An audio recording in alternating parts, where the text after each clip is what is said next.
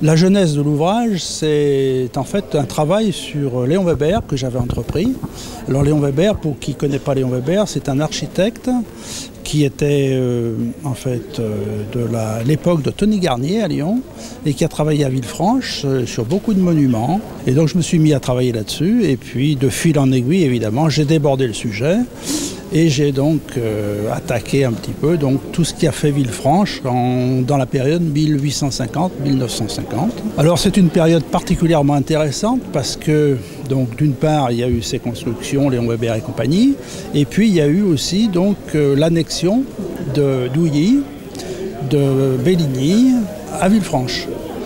Villefranche avant c'était 30 à 40 hectares et d'un seul coup c'est passé à 850-900 hectares. Pourquoi? Parce que l'industrie qui était jusque-là artisanale est devenue industrielle, à tel point qu'en 1895, il y avait une 20-25 usines à l'intérieur de Villefranche. Bien sûr, ces usines ont migré après vers l'Est et vers la Saône, puisque Villefranche, ayant annexé Belligny, a donc atteint la Saône. Et c'est d'ailleurs pour ça que Villefranche s'est appelé Villefranche-sur-Saône, à partir de 1853.